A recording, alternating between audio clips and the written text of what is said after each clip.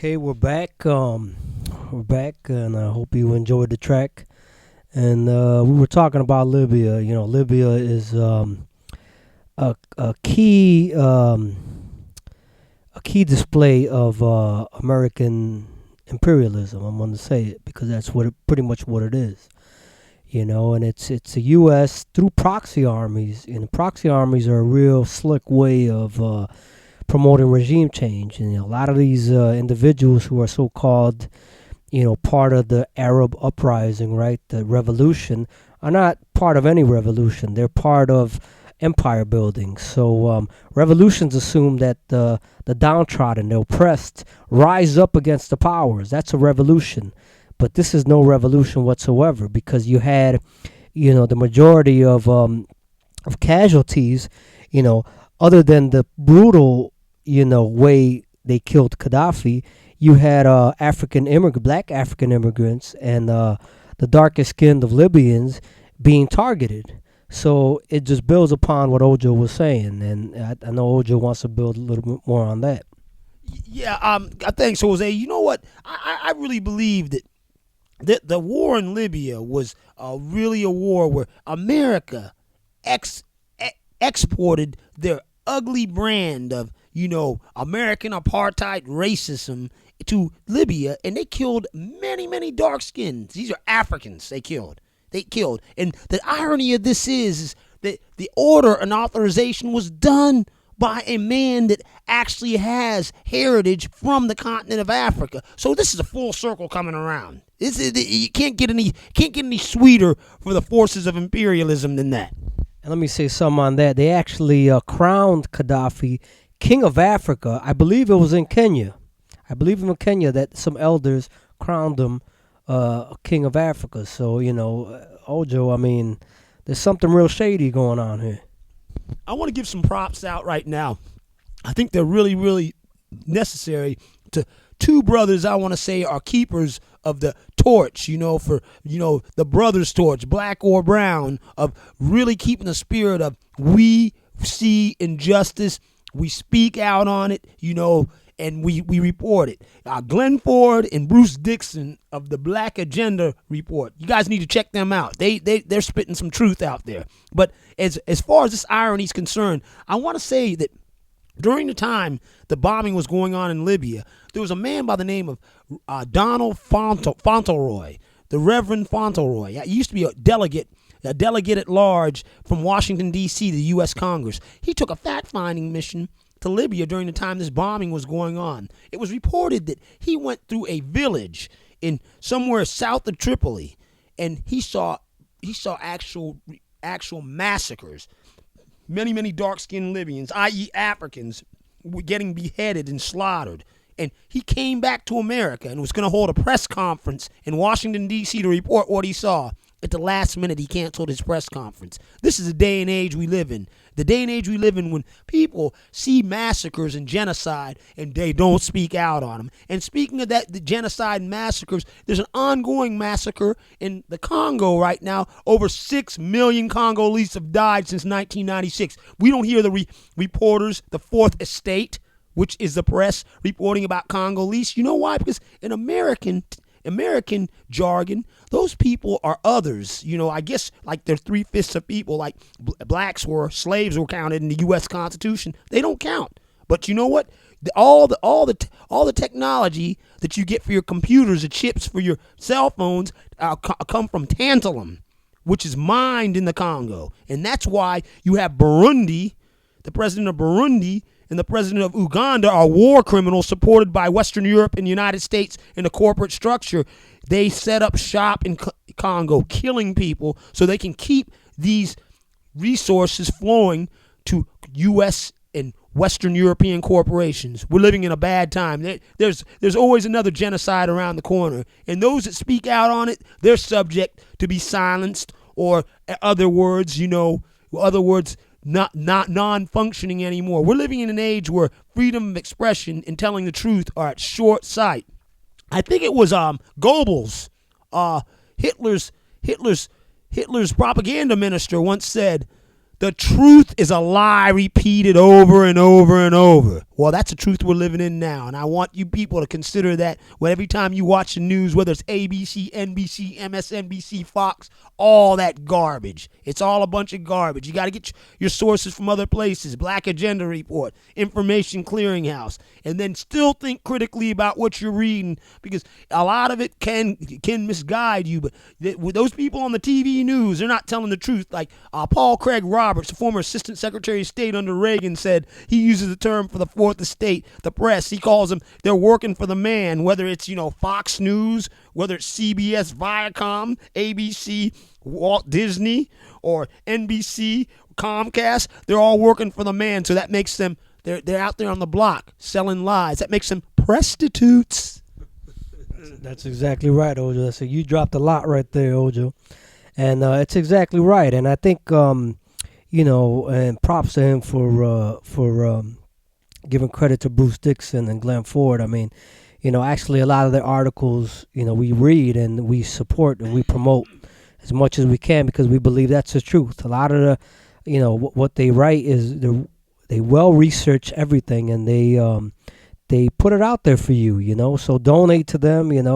Make sure that you're supporting these alternative sources because they have nothing. Nothing to gain. They're telling you the truth because they want to build a better society. They want to make sure that black Africans and all oppressed minorities and all oppressed people, have a say and have a chance at living a decent life. Being able to afford food, being able to have, a safe place to stay, being able to have food, and we have to understand, me as a Puerto Rican, as a person who's considered a Latino, right? We have to understand as Latinos and as Hispanics that without the black African struggle, we are not who we are. That's part of our identity. So, it really hurts me when, when Latinos say, oh, well, I'm indigenous, I'm this, I'm European, I'm this and this and that, when ignoring the fact that if it wasn't for African culture, and African genetics and African identity, Latin America will not be what it is. So I think we have to, face that as Latin Americans and understand that our struggle is shared. Our struggle is the same, and we're fighting the same powers, and until those powers, are toppled, until those powers, come down and, resign from oppressing thousands of people, not just Latinos and Africans, but even Europeans, are we all going to be free, and can we all, shake each other's hand and go out for a beer and just have a life like human beings are supposed to have. Human beings like to enjoy life. They like to go out and dance, like to, drink, beers or whatever, and, modify their enjoyment, whether it's through beer or activity or recreation. But that's taken away from a lot of working class and poor people because you don't have time to enjoy life. You're working all day. You're watching your kids, So this is one thing that we have to understand. And this is why we're telling you this. This is why we're bringing the global scope of what's going on. And, we're trying to dissect the presidential election so you guys will understand what you're voting for or what you're not voting for. So I hope you guys appreciate this, and we have nothing to gain in this. We appreciate any support and support the ones that are really out there in the trenches. This is, if you don't believe that this is a war against the poor, then you haven't been doing your research because any person who studies social science knows there's been a war against the poor since this country has started, and there's been a process of making certain individuals poor, i.e. indigenous people, the native, more than 300 nations that existed here, when the colonists arrived. Same thing in Africa. How many tribes have been split up by the colonial process. So we have to understand this is a common theme, even in Europe, But Europe now stands at the top of the mountain, right? And they consider to dictate how other nations should run their economy, right? and usually it's a neoliberal capitalist form. So and even if they include some forms of socialism, it's usually not benefiting, the poorest of the poor. And I think that's why we should understand politics and understand all aspects of it. What do you think of that, Ojo? I want to agree with Jose, and I want to add something. When people talk about the marketplace and modernity and development, I want to leave you. I want to tell you this cautionary anecdote. It's very, very important to understand that one human's nightmare is another human's dream. So the dream they have of the marketplace, technology, microchips and everything else, that might be the nightmare of where they're getting it from. Mass death, genocide. But as long as you have your little things, next time you're out and you get on a public transportation or you're on a street corner or whatever, look at how many people are looking down at their laptop or their iPhone and totally detached from everything. How are we going to wake up and see that there's a cost for everything? And that cost is paid heavily in blood. And this has been ever since the advent of the time historically when Europe came out of its medieval time and started its age of exploration, put that in quotations, and the start of their mercantilism. And from their mercantilism to the Industrial Revolution that probably started in the middle of the 18th century, this has been a period of great destruction of the globe, i.e. nature, the natural environment, with all the cause for accumulation of capital. This invention of capital has caused untrue suffering of humans, the environment. And when is it going to stop? And the process was known as mercantilism, which morphed into capitalism. And they want this to go on unchallenged. Well, we all live in a natural world, and natural laws will prevail in the end, not artificial social constructions, i.e. race, i.e. all these other attributes of science, the theories of superiority, i.e. white supremacy, i.e. black inferiority, anything that you want to call normative, which I mean by normative is what you want to consider to be regularly accepted as fact. You must question all of that. Think critically. The ability to think critically is what causes solutions. And solutions we need a solution for capitalism. That's the number one thing. It's going to run this earth down. There won't be any more earth. But the common thing, before I hand it back to Jose, is when we're making our profit, it doesn't matter about what happens later on down the road, because I'll be dead by then. It doesn't matter. But as soon as I'm here right now, I got, like my buddy Tupac said, my man Tupac said, I got to get mine, you got to get yours. That's callous. Yeah, that was a good track. MC Breed too. Yeah, so all right, we're gonna on that note, we'll probably take a break and play that track. So we'll be back.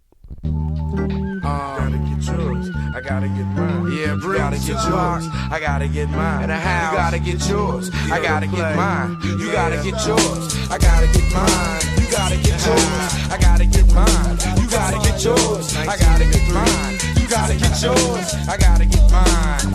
Get yours. Hey, you as smooth as I wanna be, fuck with me, you's a gonna. Oh, that's the way it is. Fuck yeah, and that's the way it's gonna be. Why? Puffin' up on the dank and drinking mad brew. Taking names and after that I'm kicking ass to breathe. Time to flow. Can I get a rhyme to go? Hey, yeah, pocket, and I'll sit back, spit up, design it slow. They used to see a young nigga come up, another punk run up, he'll have to get his gun up. Cause I ain't taking no short, like a Newport for exploding the floor, like Jordan exploding on the hoop court. And I don't wanna be nothing like Mike, cause even Michael's like it's an itty bitty wet trifling. And when you in the spotlight, you get jock right, but you're not tight, huh? Bucking anybody who fuck with mine. When will they realize I'm straight out to get mine?